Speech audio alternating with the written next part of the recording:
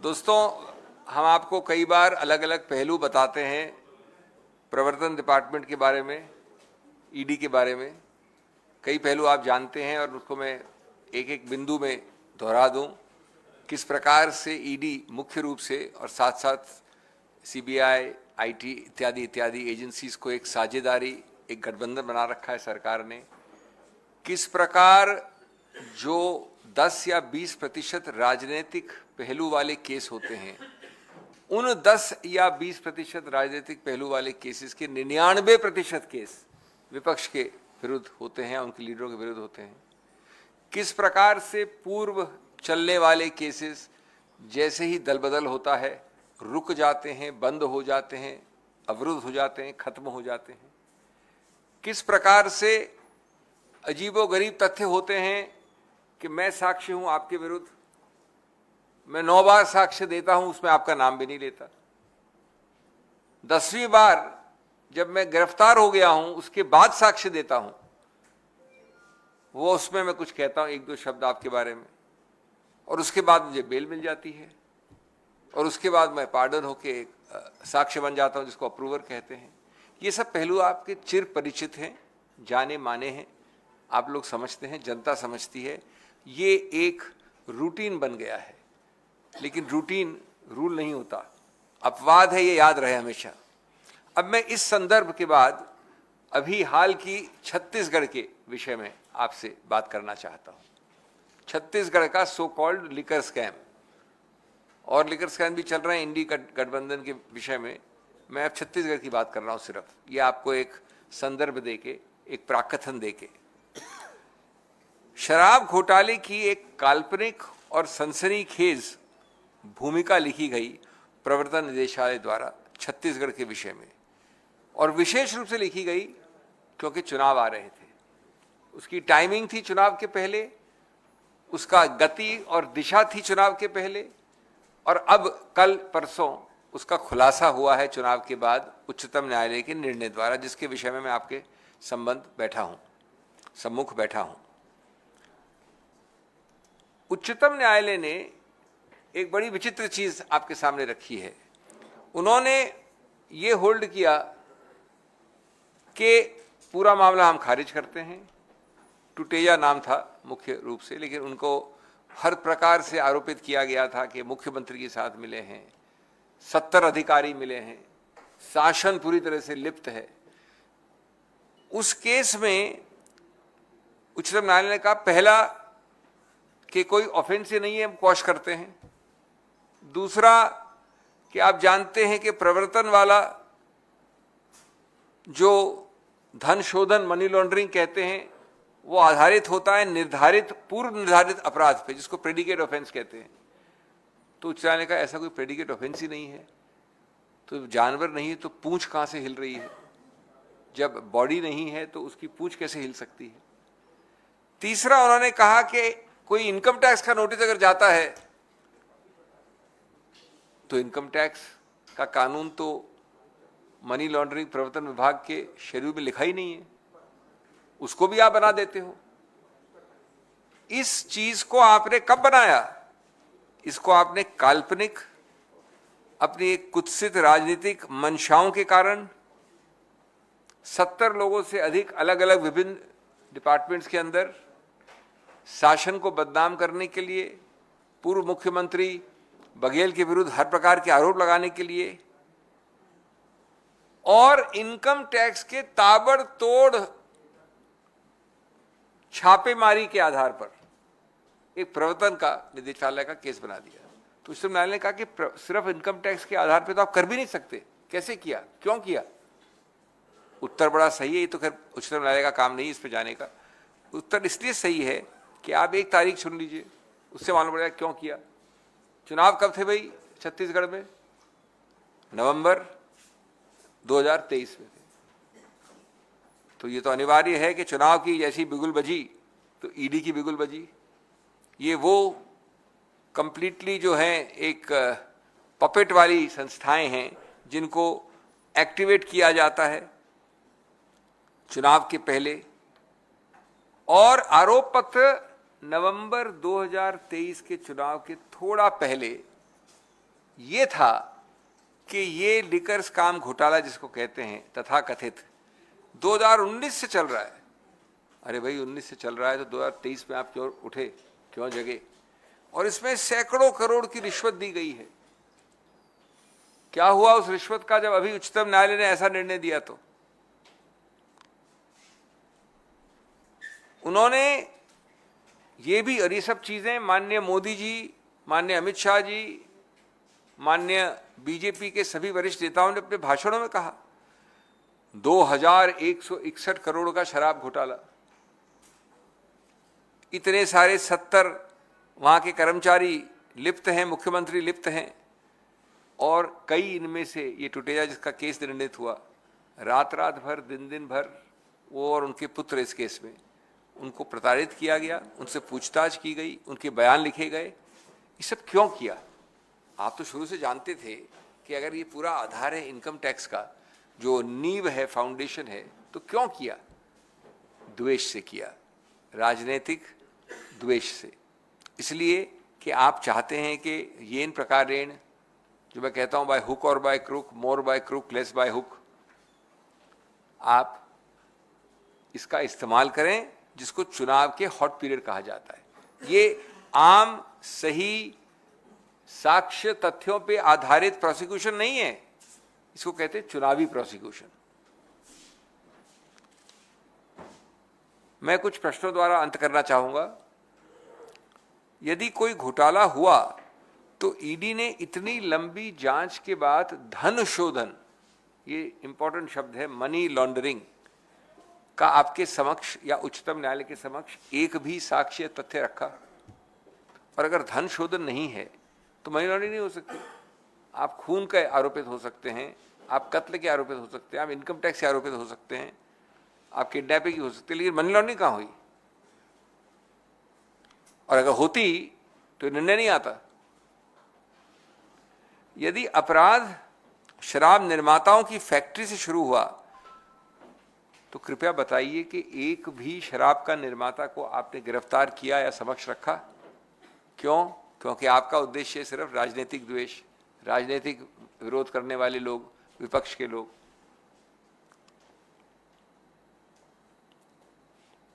अगर ये 2019 से 2023 का ये इतना बड़ा जिसको स्कैम कहा आपने, तो आपने एक भी आबकारी अधिकारी, फील्ड अफसर एक भी क्यों नहीं गिरफ्तार किया? आप जानते हैं कि जो आबकारी विभाग है वो सबसे ज्यादा नियंत्रित है। आप फैक्ट्री से बाथरूम नहीं जा सकते बिना एक नियंत्रित तरीके से, उस पर लिखना पड़ता है, रजिस्टर एंट्री करनी पड़ती है, ट्रक निकलती है, ये सब होता है। एक आदमी को आपने अरेस्ट नहीं किया, क्यों? क्योंकि आपका निशाना था सिर्फ राजनीतिक द्वेष वालों की तरफ। अगर ये सब लोग दोषी थे, यानी कौन? ब्यूरोक्रेसी, आबकारी अधिकारी, फैक्ट्रियों के निर्माता, तो आज तो करीब बाकी चीज छोड़ी, आज 4 महीने हो गए, 5 कितने महीने हो गए, 5-6 महीने हो गए सरकार बने, 4 महीने हो गए, आपने उसके बाद भी किसी को गिरफ्तार किया है? क्यों नहीं किया? क्योंकि आज आप वापस राजनीतिक द्वेष से अपनी खुद की सरकार के अंतर्गत जो ईओडब्ल्यू है, उसी चीज को जो इनकम टैक्स पे नहीं चली, जिसको उच्चतम न्यायालय ने निरस्त किया, उसको अब ईओडब्ल्यू के जरिए वापस शुरू करना चाह रहे हैं, क्योंकि सरकार आपकी आ गई है। ये मैं आपके इससे बता रहा हूं जिससे कि एक्सपोज हो कि क्या इनके तौर तरीके हैं, किस प्रकार से कानून को पूरा जो है समंदर में डाल के काम किया जा रहा है। और अगर आप अब ये ईओडब्ल्यू यानी इकोनॉमिक ऑफेंसेस विंग का इस्तेमाल या दुरुपयोग कर रहे हैं, तो उसमें कम से कम एक तो व्यक्ति हो जो राजनीतिक व्यक्ति या विरोध का या विपक्ष का व्यक्ति नहीं हो। इतना बड़ा स्कैम 2600 का आपने आंकड़ा फेंक दिया, 2161 का, उसमें एक भी अधिकारी नहीं, एक भी निर्माता नहीं फैक्ट्री का।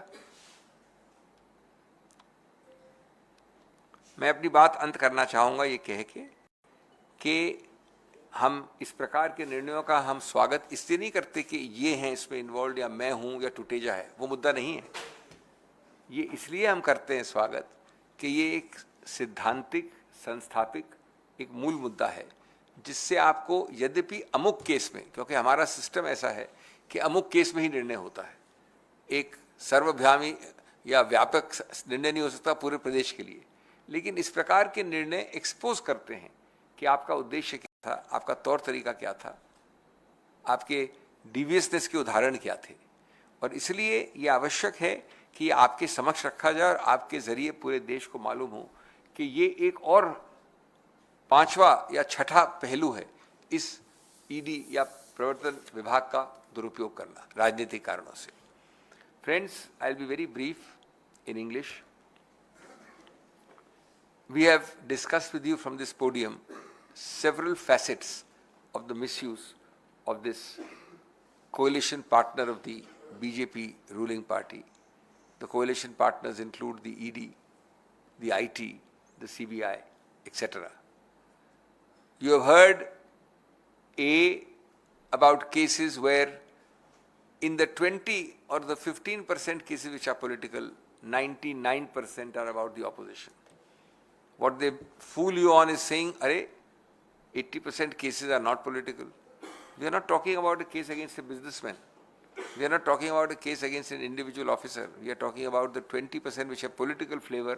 99% of the 20% involve political opponents. Why?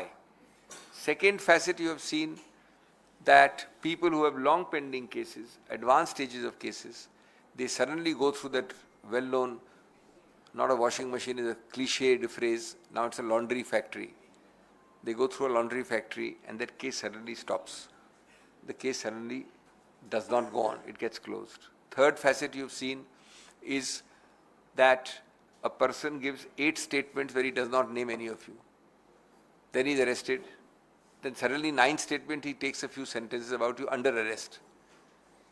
And after a few weeks he gets bail. The law officer gets up and says, "We don't oppose bail, he has back pain." And then after that, he gets approvership and pardonship. These are facets you know about. Today I am discussing a related facet regarding Chhattisgarh. Just to underline and emphasize on a new peg which happened yesterday in the Supreme Court, how unfair, how motivated, how partisan, how one-sided this whole approach of the BJP ruling government is during election time to mislead the people and to misuse agencies. It has never happened in 75 years of Indian history. The Chhattisgarh story starts with the so-called liquor scam. When is the so-called liquor scam activated? The ED jumps in just before the November 2023 elections in Chhattisgarh. Question arises, why? The allegation relates to an alleged scam of 2019. This 19 scam gets so hot and activated a few weeks or a few months before the elections. Obviously, the motivation is ulterior, it is political. In this, the Supreme Court says something astonishing yesterday.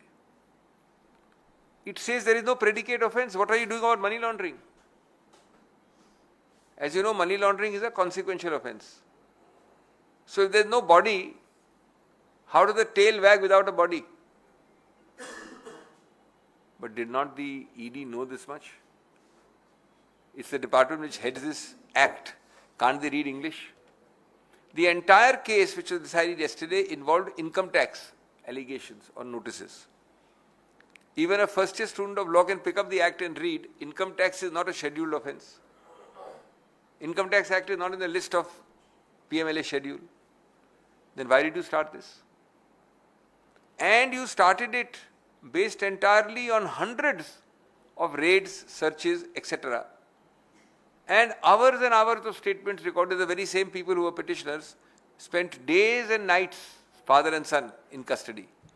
Statements recorded. For what? You know that it's nothing except an income tax search or something which you got material from. You are trying to stretch it to make it into an ED offense. You are trying to create an impression in the public by throwing figures like 2,161 crores ka ghotala hai. The question arises, sir, if it is a 2,161 crore ghotala, why is the Supreme Court quashing and why are you unable to show to the Supreme Court yesterday a money trail of 216 rupees? Leave aside 2,161 crores. Arey, money trail to dikhaiye. And the other question is that You have done this out of a distorted view of politics, a distorted view of cheap politics, a distorted view of a level playing field, a view in which your object is to shoot and scoot, paint them black, and we'll see later on the consequences. So the kind of figures thrown are nothing but imaginary. May I end with a few very short and quick questions? First question is that if this was such a big ghotala, a scam, why were you not able to give any money laundering evidence to the Supreme Court? Question number one. You have to cross the threshold of 1 crore for the act to apply. Second, if your allegation, as it is well known, is that hundreds of factories and liquor producers were involved in this scam in collusion with government, then have you arrested a single liquor factory manufacturer, owner, promoter? Third question, you have the most regulated department in government is called the liquor excise, Abkari department in any state. As I said, you cannot sneeze without it being entered in a register. Every truck which moves from one building to the other has to be entered. Everything has to be sealed and hologrammed and etc. etc. Forget the details. Have you arrested a single government official? Is it possible that this so-called scam occurred without a single government official being involved or in the knowledge? Question number 4. Was your hot period only for those 4 months till the elections were there? You are now in government already for 4 months. Did you do arrests even after coming into government of any factory owner, manufacturer, government official? Before and after? Object is only to target you because you are a political opponent. You are in the opposition. Therefore, friends, it is time that the whole country, and I must add one more thing, now that you are in power for 4 months, you started a new technique. You are using or rather misusing the EOW under your state administration to revive or at least trying to revive the same allegations. Largely the same which was the subject matter of the income tax inquiry which has failed yesterday in the Supreme Court. So this is absolutely malafide. It is absolutely against all norms of level playing field. Level playing field, friends, is part of free and fair elections. Free and fair elections is part and the heart of democracy. Level playing field, free and fair elections and democracy have been held repeatedly to be part of basic structure. Basic structure is a very remarkable doctrine which says even a constitutional amendment which violates basic structure would itself be unconstitutional. So you are actually hitting at the root of Indian democracy. Why? For your cheap temporary political gains. You have no stake in the system in terms of maintaining institutions, conventions, rules, practices, precedents. You are only living for the moment, and that moment is a short-lived, cheap political moment. Thank you.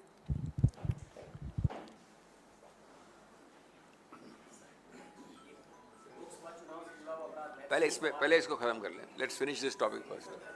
We'll finish this topic first. Only on this topic. बाद में बात करेंगे और चीज़ों की. पहले खत्म कर लें. Hello, sir. Sir, after the Supreme Court thing yesterday, the ED has registered a case based on the Chhattisgarh police FIR that was registered on January 17th against the 70 people involving the bureaucrats and some of your party leaders also. What do you have to say on that? Exactly what I said. This is nothing but neither new wine nor new bottle. Having tasted defeat in not finding anything in the income tax, after all that was a central agency for 4-6 months. Now that you are in power, you want to keep the pot boiling. You are really now trying to revive, cook the same old thing in the same old bottle, create a khichdi and keep it simmering to give an impression. Till now I have heard of no arrests as far as government officials or manufacturers are concerned. But the real issue is, have you demonstrated that if the EOW you have activated now, why was the very same facts not available to the ED? I don't understand. It can't be that the ED's powers are lesser than the EOW's. So it is clearly a motivated, politically slanted approach. Sir जैसा कि आपने high court में भी कहा था और बार बार ED का दुरुपयोग नॉन लेवल प्लेइंग फील्ड बनाने के लिए लगातार लोकतंत्र में किया जा रहा है। ज़्यादातर नेता इसके सेक्शन 45 का मामला उठाते हैं, ट्विन बेल कंडीशन का मामला उठाते हैं। ऐसी स्थिति में जब ईडी विपक्ष के लिए सबसे बड़ा विलेन बन चुका है, इसके जो महत्वपूर्ण इस तरह के जो सेक्शंस हैं जो कि ज़्यादा खतरनाक दुरुपयोग जिनका हो रहा है, इनको किस तरीके से स्ट्राइक डाउन किया जा सकता है या इनके दुरुपयोग को रोका जा सकता है, क्योंकि सबसे बड़ी चुनौती वही है। आप सही कह रहे हैं, इसके ऊपर हमने कई बार बोला है, कोर्ट के अंदर ही नहीं कोर्ट के बाहर भी। नंबर एक। नंबर दो, इस पे पुनर्विचार करना कि इनके कई प्रावधान, आपने एक नाम लिया 45 और कई हैं 19, 45, 50 इत्यादि। इन पे पुनर्विचार करने की याचिका पेंडिंग है, लंबित है उच्चतम न्यायालय में। 2 दिन के लिए सुनी भी गई थी, मैं खुद पेश हुआ था। अब निर्णय नहीं हुआ उसका, सुनवाई नहीं हुई अंतिम, तो मैं क्या कह सकता हूँ। हम आशा और विश्वास करते हैं कि जल्द से जल्द उसकी सुनवाई हो, इस पे पुनर्विचार हो और निर्णय आए। नंबर 3, ये जो आप सशक्तिकरण कह रहे हैं, वेपनाइजेशन ऑफ ईडी, ये भारत की अस्मिता, भारत के गणतंत्र के लिए बहुत बुरा है। ये आज की बात नहीं है, ये दूरगामी भविष्य की बात है। आज आप इस प्रकार से अगर दुरुपयोग करेंगे तो आपके और आपके जितने भी निकट के देश हैं, पाकिस्तान से लेके बांग्लादेश, श्रीलंका से लेके नेपाल, उस प्रकार का गणतंत्र चाहते हैं आप क्या? कि ये बाहर निकले मैं आया, मैं बाहर निकला ये आए। तो ये रिवॉल्विंग डोर वाला प्रतिशोध गणतंत्र के लिए बहुत बुरा है। ये समझ के बाहर है बीजेपी की, जो अपने नाक तक देखती है राजनीति। सर, बीजेपी ने 25 विदेशी देशों के राजनीतिक दलों को आमंत्रित किया है लोकसभा चुनाव देखने के लिए। कुछ देशों के राजदूतों को भी निमंत्रण दिया गया है। बीजेपी का मानना है कि राहुल गांधी और अन्य विपक्षी दलों के नेताओं द्वारा जो विदेश में कमजोर होते लोकतंत्र का नैरेटिव बनाया गया है, राजनीतिक दल, विदेशी राजनीतिक दल जब आएंगे तो वो खुद देखेंगे। क्या कांग्रेस पार्टी का मैं इस पे क्या कहूँ, ये एक स्वतंत्र देश है, कोई पार्टी किसी को बुला सकता है, और कम से कम ये सत्तारूढ़ पार्टी है, इनके पास साधन है, इनके पास सभी है, और निमंत्रण करना भी, और निमंत्रण के जितने भी साधन होते हैं, रख रखाव देखभाल का, वो भी साधन इनके पास है, तो बुलाएं ज़रूर। लेकिन अगर आप सिर्फ किसी को एक विजिट में घुमा फिरा के देश की सच्चाई बदलना चाहते हैं, तो मैं समझता हूँ कि सोच बड़ी ओछी लगती है। लोग ठोस तथ्य देख रहे हैं। आज अगर आपके विरुद्ध कोई निंदा आती है और आप निंदा को समझते हैं कि वो एक भर्त्सना है, मैं आपको गाड़ रहा हूं, मैं भारत की अपमान कर रहा हूं, मैं राष्ट्र विरोधी हूं, तो आप नहीं समझ रहे हैं कि ये टिप्पणियां भारत को सुधार के लिए की जा रही हैं। जो भारत से प्रेम करते हैं, जो भारत पे अगाध प्रेम रखते हैं, उनके लिए आप हर चीज को अपनी ईगो, अहंकार से न देखें। बाकी बुलाना नहीं बुलाना ये आपका अधिकार क्षेत्र, जो मर्जी करें। सर अभिषेक जी, हाँ, ये अभिषेक जी, झारखंड मुक्ति मोर्चा के राष्ट्रीय महासचिव ने कहा, जिस तरह से छत्तीसगढ़ में साजिश करके सरकार को अस्थिर करने की कोशिश की गई, उसी तरह से झारखंड में हेमंत सोरेन की सरकार को फंसाया गया। इसका कोर्ट अब इंसाफ करेगी। जिस तरह से छत्तीसगढ़ में इंसाफ हो, वैसा इंसाफ हमें झारखंड में मिलेगा। देखिए, इंडिविजुअल चीज में टिप्पणी करने की कोई आवश्यकता नहीं समझता। ये तो दिन प्रतिदिन देश, हर प्रदेश का ये कहानी है।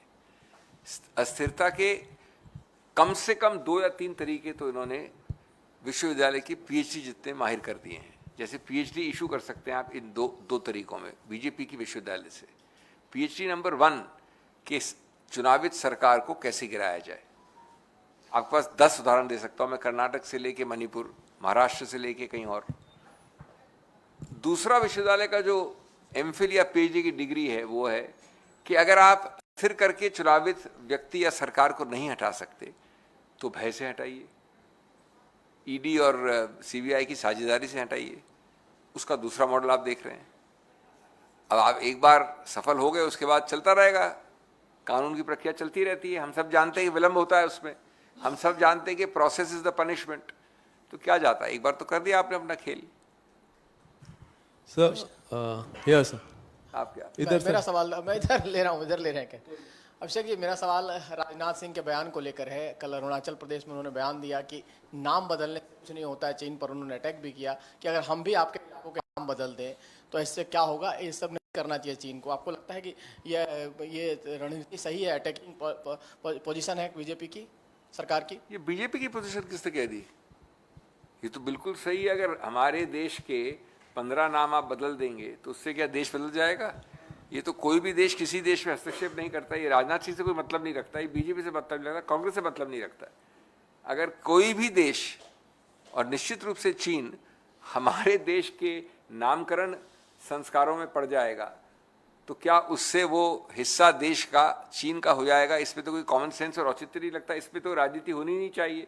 और आप क्या समझते हैं कि राजनाथ सिंह जी के पहले या बीजेपी के 2014 के पहले हमने निमंत्रण दिया किसी देश को कि हमारे यहाँ के नाम बदलो? बीजेपी के पहले जो बीजेपी सरकारें हुई, कांग्रेस सरकारें हुई, मिलीजुली सरकारें हुई, किसी ने ये अलाउ किया? ये तो एक नैरेटिव बनाया जाता है कि हमने राष्ट्रवाद दिखाया। क्या करके? एक वक्तव्य देके। जो ठोस प्रश्न है वो ये नामकरण पे वक्तव्य देना नहीं है चुनाव के दौरान उत्तराखंड में।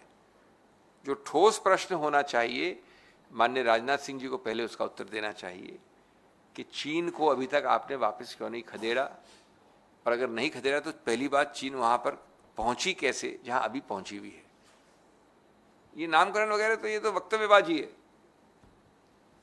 So you've been, the opposition has been talking about weaponization of the probe agencies like the ED and the CBI and income tax. But, you mentioned this case where the Supreme Court has set aside all charges in Chhattisgarh liquor scam. There is another liquor scam which is on, and probably you are only handling that also. But why is the opposition not moving court? They have already tried once with the ED. But against the misuse and weaponization of the probe agencies, against the opposition, targeting the opposition. So you are accusing a teetotaler of handling 2 liquor scams. Let me tell you, you are wrong. Every day we are fighting these cases. Every day. In the court. Every case. I'm not naming names, but call it the Delhi case or the Chhattisgarh case. These are matters going on in court actively. However, your understanding has to be changed because courts cannot take up mega matters. Court can take up a matter of Sanjeev Singh. He can take up a matter of UNI, PTI, an entity. It cannot be that you take up a matter generically of this whole room. There is no such concept in law. So you cannot. Yes, I had personally moved the court some years ago, and that was not dismissed. It was allowed to be withdrawn. That we'll see at a later date. I think there is merit in that larger principle, but that is not current, because currently it depends on A versus B. You must have somebody who has a cause of, I don't want to sound technical as lawyer, you must have somebody who is hurt by a cause of action, that person can go. By the way, the question you're asking in my original petition, the issue raised was very interesting. One, that do you create a non-level playing field? And by that do you affect free and fair election, and by that do you affect democracy? Should be decided on the basic structure doctrine for which a PIL can be entertained. But the court at that time did not entertain it, saying that we are not, and they allowed it to be withdrawn at this stage. Because of this reason, they said, you come with a specific case, we'll deal with it. Singhvi sir. Singhvi sir. Idhar. Sir, yesterday in the High Court regarding the case against the arrest of Delhi Chief Minister Arvind Kejriwal, High Court has mentioned it clearly that even the political parties can be brought under the ambit of Section 70 of PMLA. So what is the official stand of the Congress party regarding this? See, I am personally the advocate who is arguing these cases, so I don't like to mix up. Number one, I argued it myself. Number two, a Supreme Court was created precisely because it is High Court is not the last court. So you haven't heard the last word about it. Number three, my personal view is, this is my personal view, don't think I'm arguing against the High Court, because ultimately the High Court is the boss as far as that case is concerned. Supreme Court will now decide. Nor am I commenting on a subject matter, on a sub judice matter. I am only repeating the ground raised before the High Court, and you can judge for yourself. The ground, if you're asking only about Section 70, was simply this. Section 70 does not mention political parties anywhere. Political parties are separately dealt with under Representation of People's Act. Now, in criminal law, you cannot have vicarious liability. Vicarious liability means that if a company has done some crime, the managing director of that company cannot be guilty just because the company is guilty, unless it is shown separately that the managing director was involved. So the second argument is that first section 70 doesn't apply. Second, 70 will not apply because a separate act governs political parties, and this act has chosen not to apply that act here. And thirdly, assuming it applies, you have to still show separately how the CM has done something individual. You can't simply say आपने किया AAP ने, तो इसलिए automatically उनका जो CM है वो भी दोषी है. तो ये तीन पहलू हैं, ये निर्णित होंगे. अभी तो निर्णय आया, अभी उच्चतम न्यायालय गया है, आज भी हमने मेंशन किया, लगेगा मामला. अभी कोर्ट आप जानते हैं बंद है, कचहरी बंद है. अभिषेक सर, आपके गठबंधन के सहयोगी आम आदमी पार्टी सरकार के मंत्री ने इस्तीफा दिया है, राजकुमार आनंद ने, और उन्होंने आरोप लगाया है भ्रष्टाचार का अपनी सरकार पर जिसमें वो शामिल थे. इस पर आप कोई प्रतिक्रिया देना चाहेंगे? मैं ऐसे, मेरे को उसके तथ्य मालूम नहीं है. ज़रूर एक दिन में आपको मालूम करके इसका रिएक्शन देंगे हम. मुख्य रिएक्शन तो आपको आपसे पूछना चाहिए AAP से, लेकिन मैं वास्तव में नहीं जानता क्या कहा है उन्होंने.